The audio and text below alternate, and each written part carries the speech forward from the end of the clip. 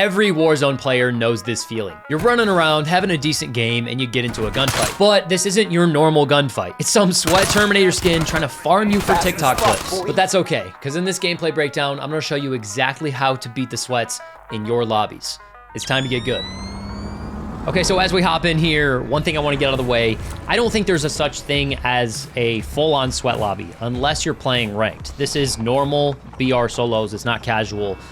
There's 3 main gunfights that I want to talk about in this that I would qualify as a sweat or a sweat gunfight. The rest of the stuff is going to be more of your average to decent lobby. So look out for the 3 sweat gunfights we're going to talk about in this video. As always, we start with a scavenger contract. I don't have any necessarily one place that I land. Usually just try to depend on landing on a scav contract. Another thing, unfortunately, because the way I have my OBS set up, we can't see kills right now. This ends up being around a 20 kill game. Start with the scav, grab my pistol, shoot at this guy. I can see that he's just running away. He doesn't have a gun either. He's more scared of me than I am of him, so I just leave that because I don't really feel like getting into that gunfight. So like I said, we're looking out for 3 main sweat gunfights that we're going to talk about. Unless you're playing ranked, you're just not going to see, you know, a lobby full of sweats. Okay, so we heard somebody running over here. So I didn't know if he was going to push me. It didn't sound like he pushed me based on audio cues. And so I come back out here with good centering, try to figure out where he's at. We're going to use our ears here, locate where he is, and then come up with a plan. Okay, so we hear footsteps. Clunk, clunk, clunk. That means concrete footsteps, right? Any footsteps that aren't in this building would be dirt, right? They'd be dirt or gravel footsteps. Because it's concrete, I know he's in this building, and just based off map knowledge, I know that there's 2 ways to get in this building. On the right-hand side, there's a door, and on this side, there's a garage door, okay? So I know that I am gonna push, you know, for one of the doors. I use that for a little bit of sound cover. One of the things I like to do a lot is to jump.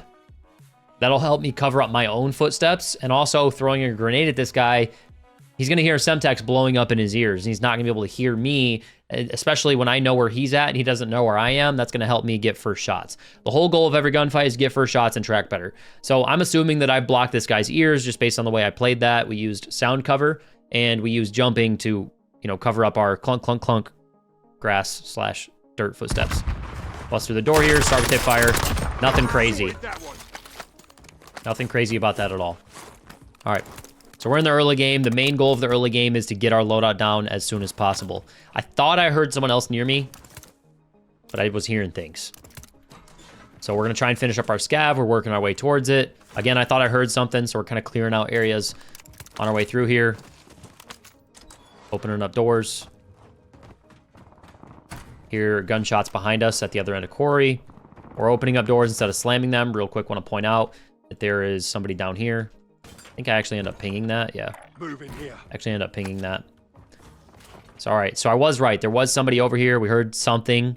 This guy ends up being right up here. So we heard concrete footsteps. That tells us, just based on the concrete footsteps, we heard that he was 2nd floor. And I also hear him crawling around down here somewhere. And so I don't want to give this guy first shots. I want to figure out exactly where he is and then challenge him really aggressively. So I bust through the door here.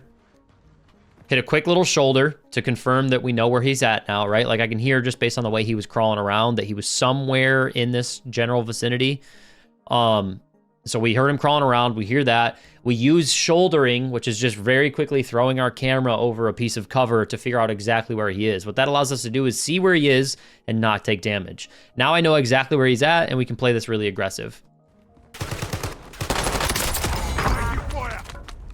Again, not every single lobby is going to be completely full of sweats. I just want to get that out of the way right now. That's why I didn't title this video, "Oh my God, sweat lobby." You know what I'm saying? It's just not realistic. We're going to be looking out for 3 main sweat gunfights. We'll talk about those in a little bit. All right, so we've gotten one of our scav boxes. We're going to keep trying to do those. Obviously, there was people in the way of the first one we were trying to do. A little bit of a slower early game here. I'm probably just going to end up skipping ahead a little bit. We get the second supply box on the way over here. We finish up the 3rd supply box. The benefit of having, you know, doing the scav is getting the satchel and just getting the cash for your loadout. If you finish a scav, you can almost always get loadout and a satchel. It's huge for the early game. A lot of times you will also get a self-res, which you can see, I think I also got here as well. All right, so now we got loadout. The goal of the early game phase is to get our loadout down as soon as possible. And so right away, there's 2 buy stations that we can go to. We go to this buy station, or we could go to this buy station. You might wonder, like, why would I come over here to this buy station? It's a little bit, you know, it's going towards the edge of the map. It's not going towards the action. We're going to be in the mid game. We want to start getting to more gunfights. The reason I come over here is because I can also multitask and get another contract done, right? We can go get the bounty on the way to the buy station, pop our loadout, and then start hunting the bounty. Whereas if I just came over here, I don't really have a contract on the way. Yes, there's a contract here, there's a contract here, but it's not as easy and quick to do as this one. So always try to multitask when you're doing stuff. Ping that so we know where it's at. I'm gonna skip a little bit ahead here. End up getting into a gunfight with that guy. Takes me a little bit to remember what this looks like down here. We grab the bounty, it pulls a little bit farther away. I loot up for a little bit of extra cash because I know that I can get loadout and a UAV. So we pop loadout, we have heartbeat sensor, we get UAV. This game is off to a beautiful start. Beautiful start. As always, we want to keep continuing to complete contracts, get more kills. We're in the mid-game phase now. The second you get your loadout, you're in the mid-game phase. The mid-game phase is all about completing as many objectives as we can. One of my favorite objectives to complete is a bounty, because not only are we going to get the contract for the contract multiplier, we're going to get cash from it, and we're going to get a kill. So notice how I bought that UAV and didn't pop it here. I'm talking right now, some of the homework I gave my coaching students this week was, I want to see good examples of how you use your UAV. One of the biggest mistakes I see people do is they use their UAV the second they buy it.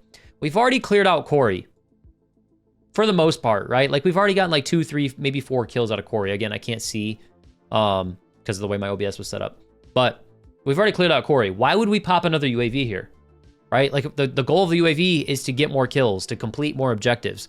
Try to start using your UAVs when it's absolutely necessary. When you want to complete a recon contract and you want to do it safely, when you want to hunt down a bounty, or when you're trying to do any kind of objective, use the UAV for the objective, because we're spending $6,000 on it. If we pop the UAV here, we're probably going to waste it and get nothing out of it. And that's how you get into negative cash flow. Okay, so I'm going to skip a little bit ahead here. We use the motorcycle to get over to the Razor, and then I start driving towards the bounty. Unfortunately, the bounty pulls away from me, right? Like the bounty was over here and he's made it all the way over here. And so what that tells me is this guy is running. I only have 1:20 to complete this. This is a situation where I need to give up on completing this contract.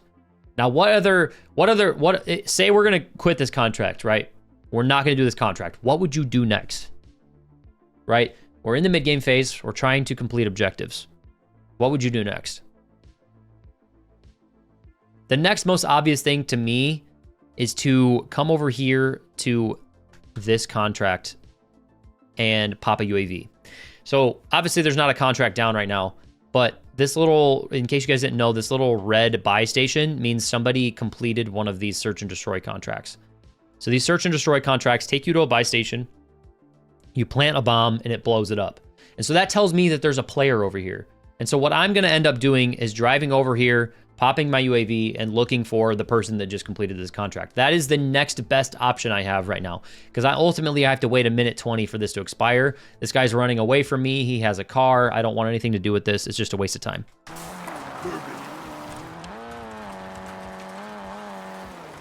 Now, I don't remember if I make a stop up here at the buy station first, or if I just drive straight at this guy. I'm trying to remember. Okay, so I pop UAV. Yep, I pop UAV, and then we end up coming down here. You could argue, maybe I need to go over here. Maybe I need to go over here. I'm not going to go here because these guys are on big blue. I could come over here. But just in my mind, I was closest to this, so I could hit this and then come over here as well. So ping the green because I know that I'm going here. I'm using the green ping for later. This is going to be Sweat gunfight number 1. Right away, we see the Terminator skin. He's on the buy station. He just threw something down on the ground. All of those little things right away, especially because it's a Terminator skin, start to, ring alarm bells in my head that, like, maybe this is a better player. I'm not for sure yet. Throws a thermite at me. He's playing really aggressive. And so right away, I'm like, this is a Sweat. I need to slow down and try to play this strategically. Okay, so I see the red dot update. He's going to the right. And so I try to get in here, get good centering, and I want to get first shots, right? The goal of every single gunfight is to get first shots and to track better. When you're playing against Sweats, I need you to remember that. Get first shots and track better. If you don't have first shots, you need to get yourself into a position to where you can play defense and then get first shots. Once you have first shots, then you want to track better. It's really, really that simple. Get first shots, track better. What Sweats are trying to do in almost every situation, Sweats are trying to use their skill gap in terms of movement, in terms of their aim. They're trying to do things in order to put you at a disadvantage. They're trying to, we've talked about in many of the videos, every gunfight starts as a 50-50. A lot of times, Sweats will try to start it as a 60-40 just by breaking your camera with their movement or trying to bait you into attack sprint to do something. Just remember, you just gotta shoot the guy. A lot of times, Sweats move around way too much. They move too much and they don't shoot their gun. This is exactly what ends up happening here. So the Sweat busts through the door. Right away, this guy's playing aggressive on me. I got first shots. He almost catches me into what I call the ring around the rosy. This is something that I taught Aaron in our Bot to Pro video. By the way, if you guys haven't watched the Bot to Pro video, go check that one out. Bot to Pro number 2, I coached my best friend for 30 days in Warzone. One of the main things that I taught him was to not chase the Sweat. Sweats are trying to bait you with their movement into doing something. So right away, this guy baits me into coming off of my cover. And then I'm like, no, Eric, let's sit down. Let's get first shots. Let's track better. So he baits me off. I come back. I still have first shots at this point, right? I use a little bit of a snake to get below the piece of cover. It's not pretty, but we get the job done. I shoot the body just because that guy was annoying me. So let's back it up. I'm gonna put it into. Let's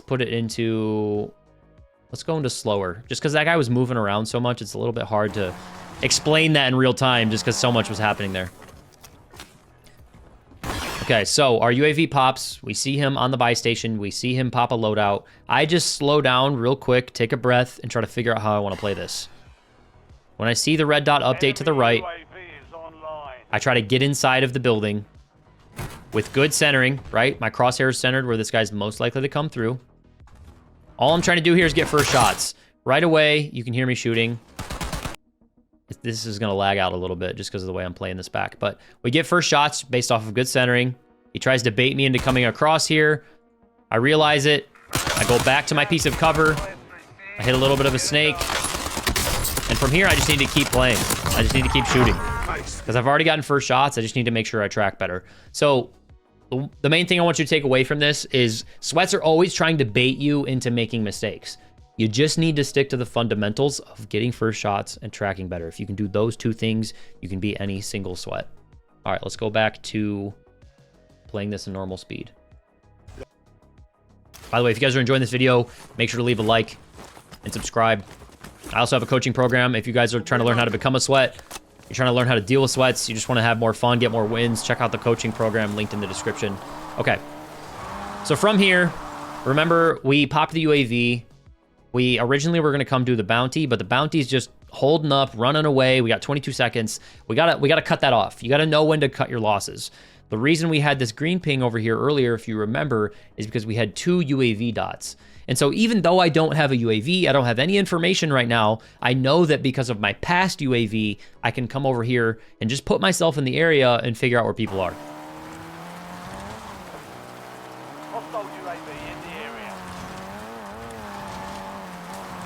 I want to give myself the best chance to find players without getting myself into danger. So I drive up onto the high ground. I see this guy jump off of this. And so I hit a little bit of a dive shoot. By the way, if you don't know, if you hit a dive while you're jumping off a piece of cover, it'll kind of propel your parachute a little bit farther. So we fail the bounty. Unfortunately, this guy drives away from us. That's 2 players already that have just completely driven away from us. Obviously, that second guy didn't know where we were. And so now we have to find a new objective, right? The mid game is all about completing as many objectives in the form of contracts and cash or kills as you can, so we have cash for the end game. So now I just want to get back to my car and figure out a new objective. Right away, I don't have any cash flow, so I can't go pop a UAV. I'm just like, all right, I'm gonna eat the time now, and I'm just gonna go drive somewhere where I can get another bounty. Just gonna drive somewhere so we can get another contract done. Closest one was farmland. Come over here. We got farmland, bounty poles over here. And so I'm thinking in my mind that this guy was running this way. And so I just want to drive straight at it. Eventually it pulls back towards tin.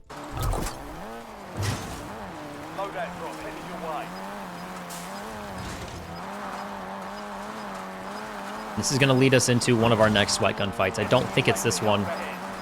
I don't think it's this one right away. Okay, so as we pull up here to the building, I come through the door just to hit a quick little shoulder, right? We don't just want to run in because we don't have any info. I don't have a UAV. I do have my heartbeat sensor that we can pop, but I just hit the door, and just by hitting that door for a little bit of shouldering, I protect myself, obviously, but I also saw the guy at the top of the stairs. See, we had another quick little shoulder. He was right there up the stairs.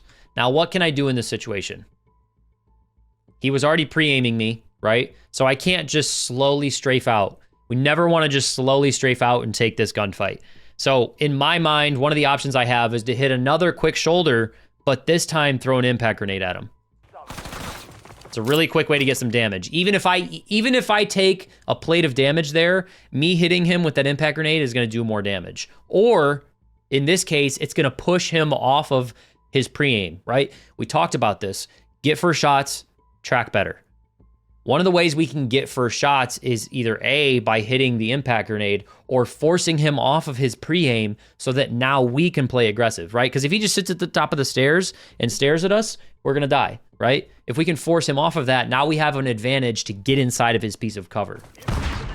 So I come in, I slide, we're just slowly eating away at this guy's power position, right? Just by using an impact grenade, we were able to get inside the door. Now we're able to take the stairs. We make this guy back off. When someone is going to give you their power position, you need to make sure you punish that mistake, right? So I hit another quick shoulder here, confirm where this guy's at. Unfortunately, I get a dead slide. So I have to bail back out and slide back through. I hate dead slides, man. Dead slides are one of the most annoying tilting things in this game. Okay, so right now, what would you think? Right, we're in the mid game. We're trying to complete objectives. What would be your plan here? We have a couple contracts near us. We have 11K, 11.9K. My first thought is I have almost enough money to pop 2 UAVs, so I'm just gonna hit a quick little box or 2 and try to make sure I have 12K. That way I can pop 1, hold 1. And I'm also thinking about a contract as well, obviously. We've done a pretty good job so far. We're just in the start of the second circle, and we've already completed 2 contracts. We got pretty decent cash flow here.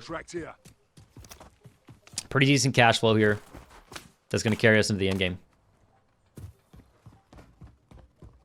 Okay, so we grab this bounty. Gonna skip a little bit ahead here. I'm trying to come back to my car to chase the bounty. We get shot at by a guy on top of silo.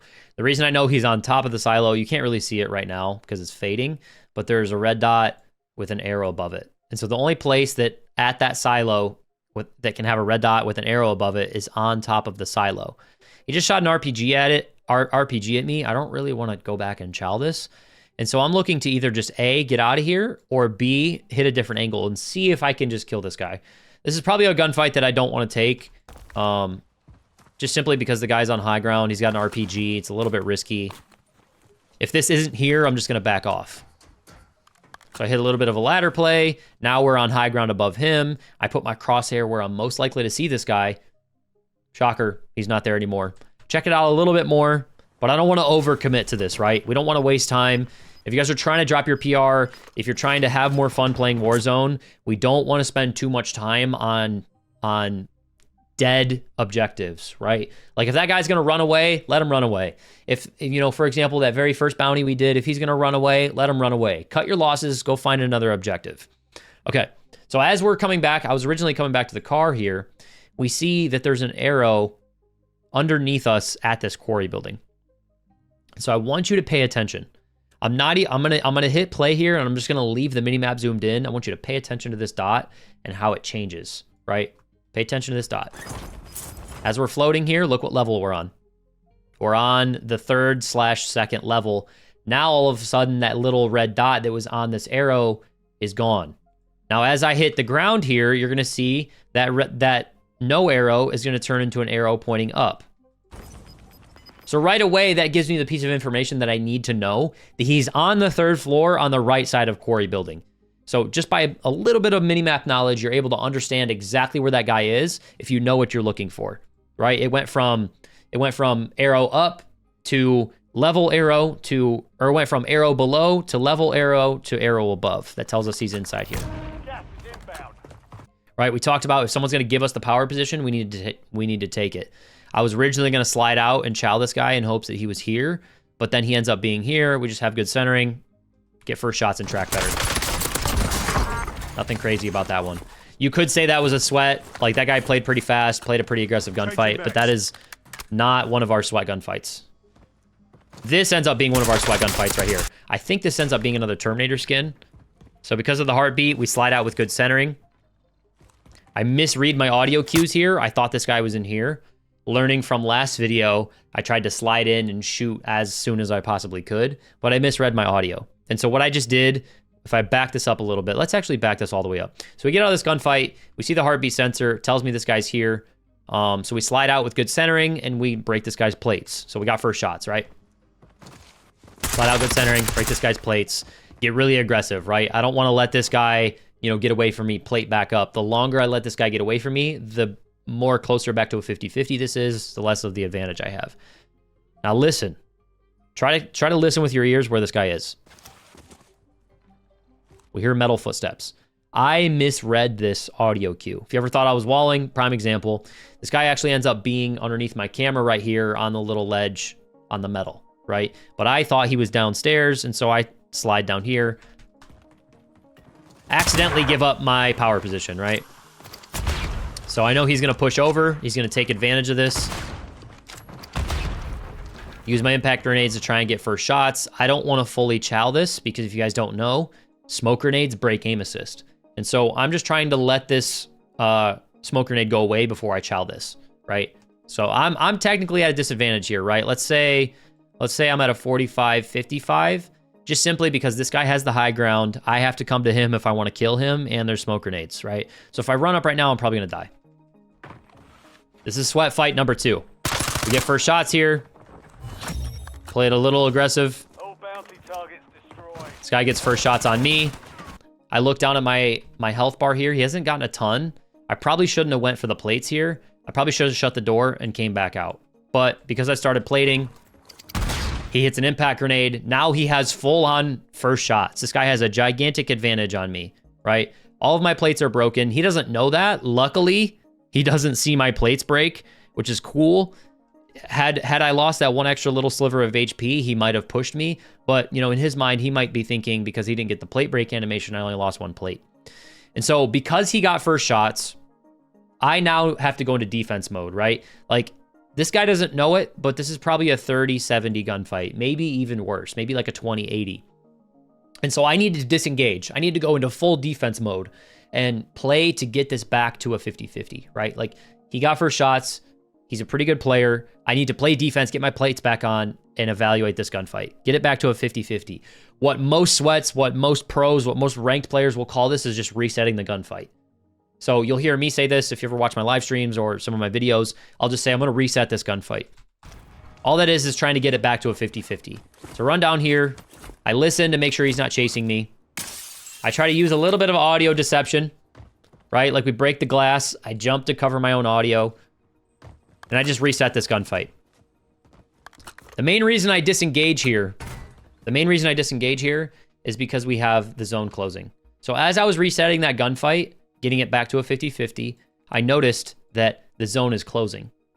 So because I paid attention to my minimap, I know zone's closing. I don't want to sit here and fight with this guy for the next 3 minutes, right? Not only is he going to waste time, but I also might end up getting held. So what I'm going to do is I'm going to disengage here and I'm going to grab this car. And now I'm going to put myself ahead of this guy, which will give me the advantage. So the lesson from sweat fight number 2 in this video is you don't always have to fight. You don't always have to just run at them and die. You can reset fights. You can disengage. You can reset to give yourself an advantage later on.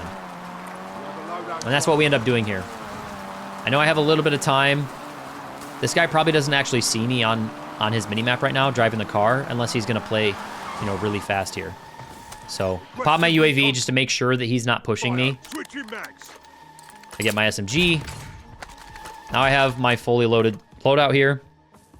Originally I thought about completely leaving this. You kind of saw a little bit of hesitation there. But if I want to win this game, and also if I just want to, you know, improve as a player, I need to take these gunfights, right? Like we can reset gunfights, we can run away, we can disengage, but we don't want to just like full run away, especially if you're trying to improve. I like to fight good players. That's the reason I don't VPN, I don't 2-box, not only because I don't, you know, I don't agree with it, but also just because I like to fight good players.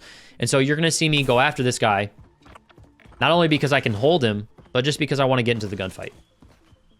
Another reason is if we let this guy live, later in the game, we might have to fight him to win the game, right? So it's better for me to get him out now, not only so we don't have to fight him later, but also because he's gonna, you know, he's a shark in the ocean right now. Like I'm a shark, he's a sweat, I'm a sweat. We're running around right now. He's gonna take kills from me. That's another thing I'm thinking about. Okay, so we pop our UAV. We can see this guy's dilly-dallying around. I just want to put myself in a good position to hold this guy. Go to a little bit of a high ground. And now we're just going to see where he's going to go, right? Like he can either come this way, he can come this way, or he can rotate really wide left. Because he doesn't know I'm here, he thinks he's safe. He just rotates in a stupid rotation here. That was a really, really, really long gunfight, right? Like it started all the way back at that quarry building. The thing to learn from sweat fight number 2 is you don't always have to fight them. You can reset. Make sure you disengage, get things back to a 50-50, and always try to just stick to the fundamentals of getting first shots and tracking better. Give yourself the advantage whenever you can. Okay, so we popped that UAV earlier. The only UAV ping we saw was that green ping, right? And so we're just gonna drive straight over there.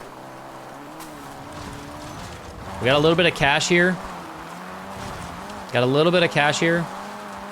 And so I think I just end up going to the buy station.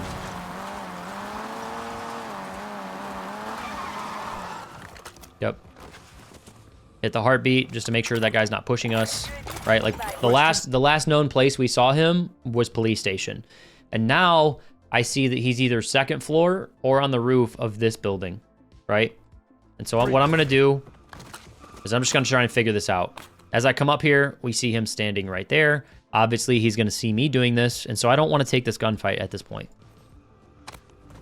I know there's a ladder to get up top here. Now notice, I don't fully commit to coming over this ladder. This is a really, really dangerous play if I fully commit and put myself into that animation of like climbing over the ladder. If anybody watched Bot to Pro 2 with Aaron, you saw how many times he died on the ladder. Ladders are dangerous. Anything that puts you in an animation that isn't having your gun up, when someone else has their gun up, is dangerous to you, right? So if this guy kind of looks like he's going to pre-aim me, but if you guys don't know, you can actually shoot off of the ladder. And so what I do is I just shoot some shots at this guy just to scare him, just to maybe see if he'll hide. If he doesn't back off of this, I'm not going to climb this ladder. If he does back off of this like he does right here, see, he lays down. Now that gives me the advantage, right? Like we're slowly just working our way in. Terrible shots out of me here. By the way, I don't know. This was recorded on the 8th. And so I don't know if this is before or after the season 4.5 update, but I'm no longer using the Krig, by the way. I got a comment on my last video. Got a comment on my last video about me using the Krig. I'm not using the Krig anymore. Not a great gunfight out of me, but we get the job done. Gave myself bad timing with this animation. He almost gets away. Is what it is. He's dead. Okay. So we've gotten 2 out of our 3 main sweat fights. There are some other decent players in this lobby, but we have one more pretty decent player to fight in this game. So now I'm starting to think a little bit about the end game here. That's why I specifically go for my munitions box here rather than, you know, spending my money on something else. I'm starting to think about my end game checklist. We're not fully in the end game yet, but we're starting to get there. And so because this is a quarry ending, I start a little bit early. Because quarry endings, if you get stuck in quarry and the zone pulls above quarry, it's not a good time. So just a quick reminder, end game checklist is self-res, satchel, gas mask, smokes, munitions, and then a cluster strike. So I know that at some point during this game, I'm gonna have to buy a cluster strike, but we're not quite there yet. All right, so here is the start slash the end of the mid game ish, and then the start of the end game ish. I start the end game a little bit early here for 2 reasons. One, this is a little bit of a sweatier lobby. Like the average player in this lobby was a little bit better than, you know, like a bot lobby, right? And so I can't just fly at everything. I need to eventually start thinking about positioning, and I need to slow down a little bit. Otherwise, I'm going to get caught off guard by a good player, right? The other thing I'm thinking about right now is just based on where this zone is, like it's going to narrow down, just roughly, it's going to narrow down to something like this. And if it narrows down to something like that, where else could it narrow down to? Something like this, and then something like this. I'm not saying this is exactly where the zones end, but this is really tough to climb if you're not there early, right? Like if we want to be in this position fairly early, because fighting uphill out of Quarry or uphill out of here is kind of tough. One other thing I'm thinking about is this big game bounty. I love to do big game bounties at the end of games because they give us the advanced UAV that tells us where everyone is. And also I need a little bit more cash to finish this game. I actually have to get out of my car here because someone shoots an RPG and blows up my car. So I kind of have to just go on foot here. All right, so just want to point this out. Well, you missed it now, but there's 2 people really, really, really close to this big game bounty. And so you're going to see, this is a prime example of like, you don't have the full context when you're watching a kill cam, right? And this will make sense in a little bit. So I'm gonna skip a little bit ahead here just because we're running on foot. I want you to pay attention to the whole time I'm pushing towards this big game bounty. I'm playing very, very strategic, very slow. I'm clearing all the rooms. I'm clearing all the corners. It's because I know there's 2 players here. But because, you know, 20 seconds have passed by, both of these players are not going to know that, right? And so that just goes to show you that, like, your kill cam doesn't always show the full context. The guy that I'm about to kill, spoiler alert, is probably wondering, how the heck did he know I was there? I didn't. I just saw him on the UAV earlier, and I assumed that there was somebody still here. Again, trying to cover my audio by ADS walking. Trying not to bash the doors open. I don't know if there's somebody in here to the right. Trying to keep my crosshair centered. All these things, I'm slowly clearing rooms and just being ready for gunfights. Pay attention to where my crosshair is at all times. I'm clearing every single place where I think that someone is most likely to be. See? Bang. Corners. Even as I push in here, I open the door and I just like strafe alongside the door. Because if I just run in here, I have no idea what I'm walking into, right? But if I open the door, I can strafe around. I know there were people here, and so I need to play careful. As I'm doing that, I hear audio cues, and I also see the guy right here, right? Another prime example of, we talked about in my PR video, the last video, one of the things I try to practice is shooting before I see the person. And so I did a really good job here. You can see the bullet marks of, as I was challenging this, I'm going to back it up here in a second so you guys can fully watch it. As I was fully challenging this, I started shooting before I even saw the guy just because I knew he was there, right? So I'm going to back up, stop yapping. You guys are probably getting mad at me here.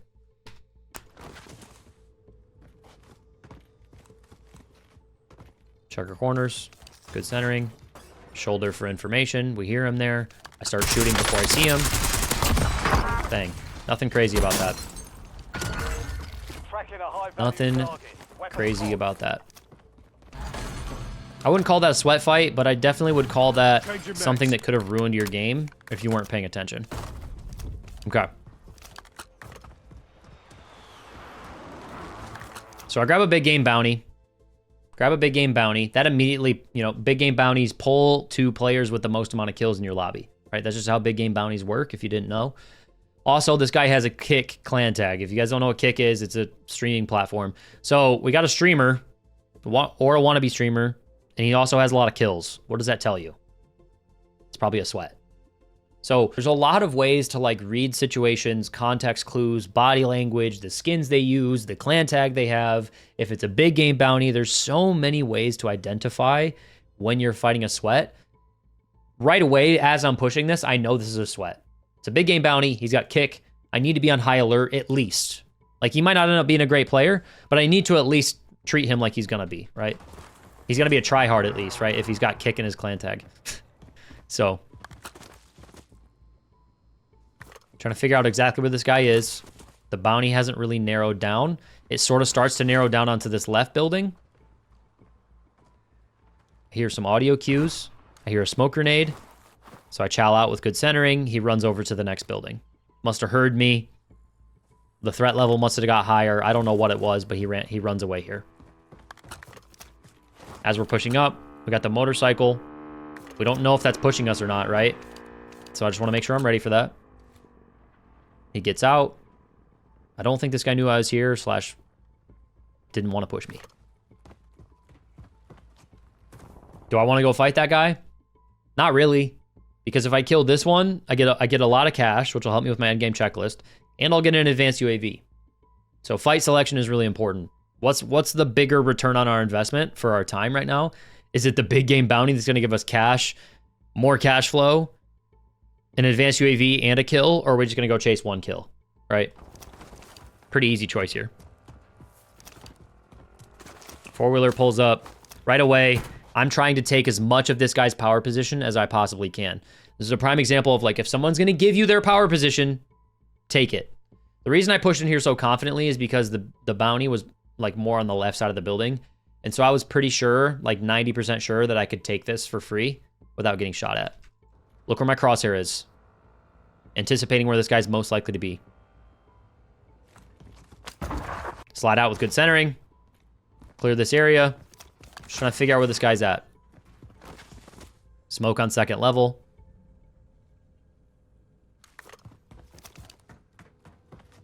If he's going to give us the high ground, we take the high ground, right? Here, glass break. He's outside. I didn't mean to fall out here. I was just trying to stop. I thought he was being slick and trying to hit a jump spot here, right? Because I know quarry buildings very, very well. This is like one of my favorite buildings in Warzone, is these little tin quarry buildings. There's a jump spot you can hit here. And so I thought he was trying to be slick, and maybe he thinks I'm stupid, and he was going to run along this jump spot. I didn't mean to fully jump out here, though.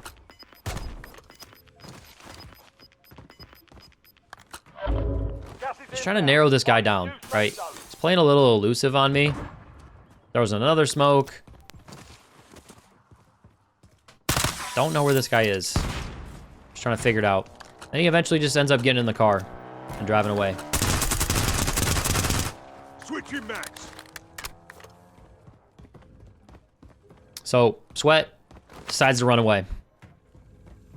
All right. So now we're fully in the end game here. Where is we've already talked about this, so it should seem fairly obvious to most of you, but where is the best position in the zone right now? Like, where is the game most likely to end, and how can we put ourselves in a good position to be there?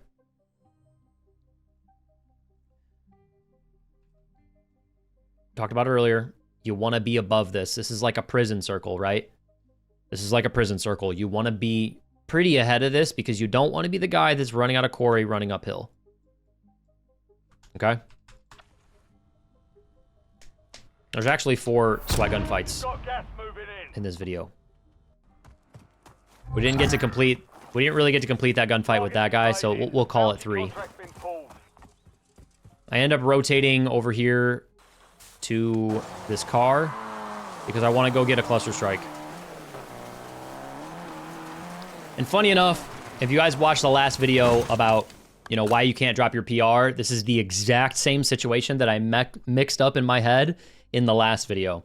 We hit this exact same jump spot. There's a guy in the exact same situation, and then there actually ends up being a guy in the other spot. So if you watch the last video, you'll know. We hit a little jump spot. We knew there was a guy over here earlier. I see him right there. We get first shots. He hits really good shots on me. And so because I got first shots, I want to play to my advantage, right? We have the advantage. He broke our plates a little bit, but I can plate on the way. This is a prime example of, like, you can do 2 things at once. If I just sit in that window, he's going to expect me to be in that window again, right? But if I run over here and plate on the way, I can be fully plated and hit this guy from a new angle. So this is really one of the other SWAT gunfights. Doesn't really seem like one, though. just based on how quickly I kill him. But he's a mouse and keyboard player. He has specialist, as you guys will see. I just outplay this guy, right? You can see he re-peeks. I have first shots. I know that I can plate on the way. We reposition to a new angle. Bang, he's already shooting and already, you can see the tracer here. He's already shooting and already looking at the window that I was just at. Just based off of a simple reposition and a little bit of multitasking, easy kill. I guarantee you if I let that fight take a little bit longer, that would have been, you know, a harder gunfight. Just goes to show that, like, just because someone kills someone quickly doesn't make someone not a sweat.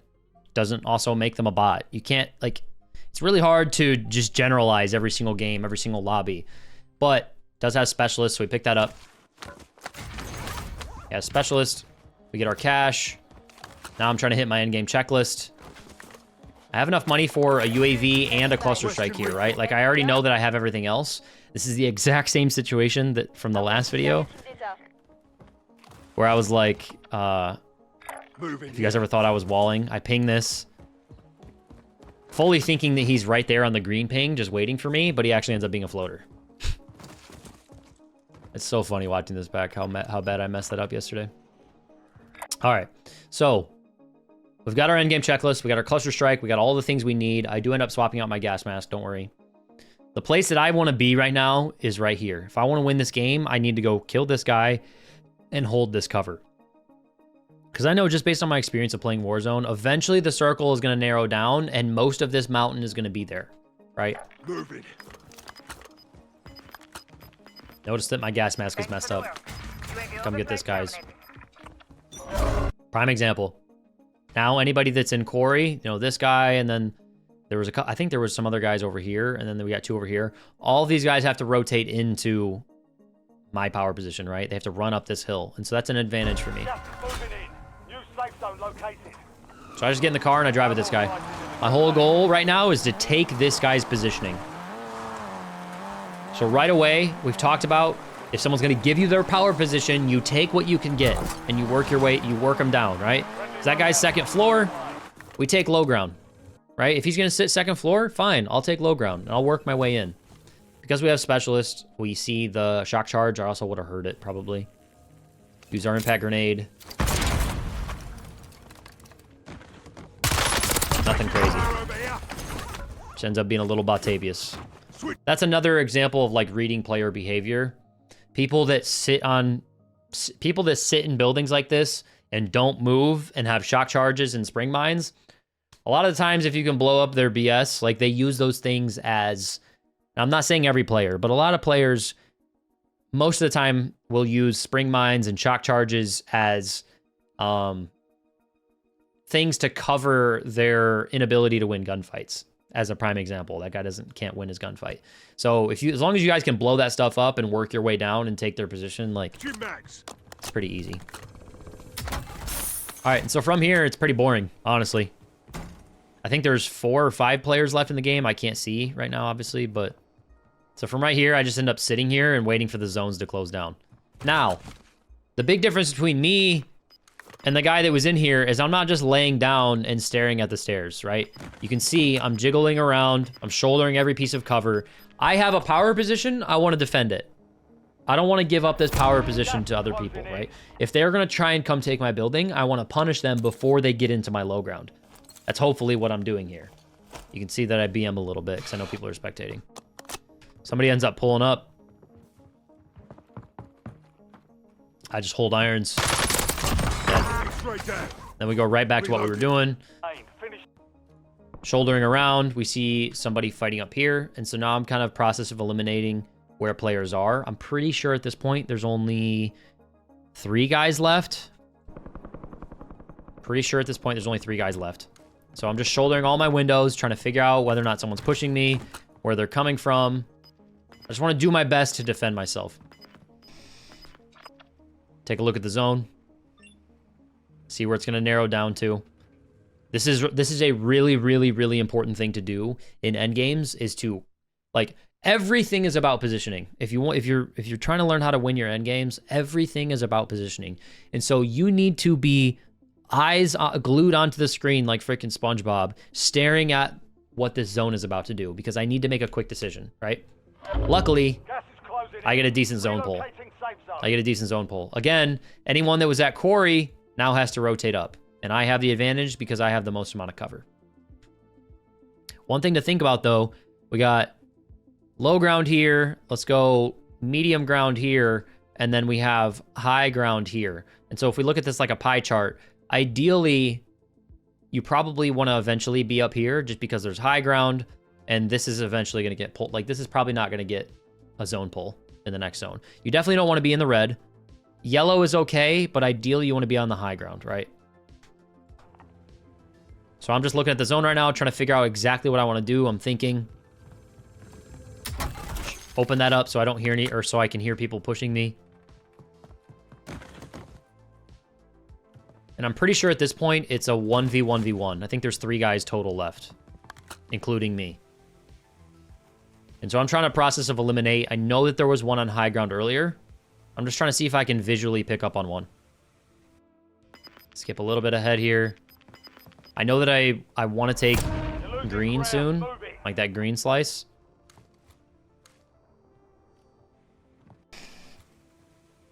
Skip a little bit ahead here.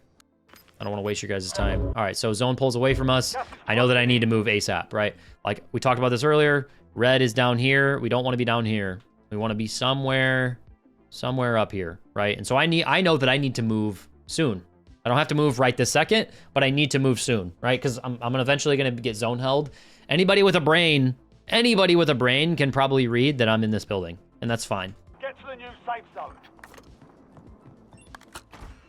My goal is to take the left here. My goal is to take the left because obviously I don't want to play low ground, right? I want to take the left and take the high ground.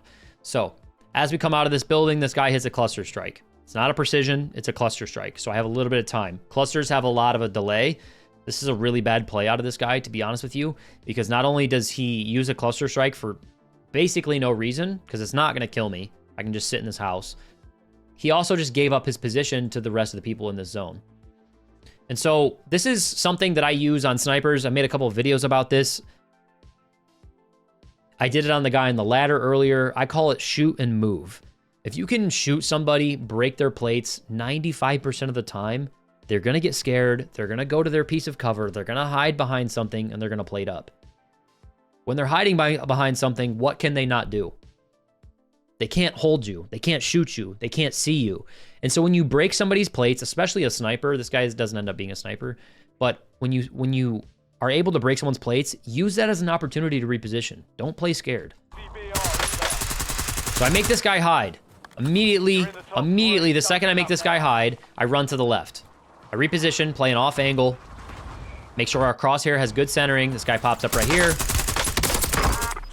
Get first shots, track better. Get him out, play my cover, plate up, reload, and I see that this loadout box is safe in the zone, right? Like the loadout box is probably right here. And so I just want to put myself on the loadout box.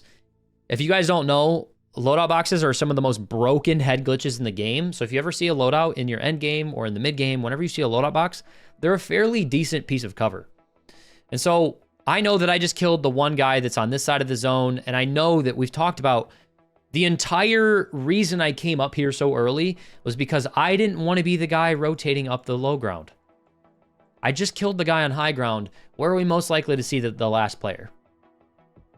Rotating up from low ground. And so as I hit this loadout drop, that's kind of just where I prefer to look.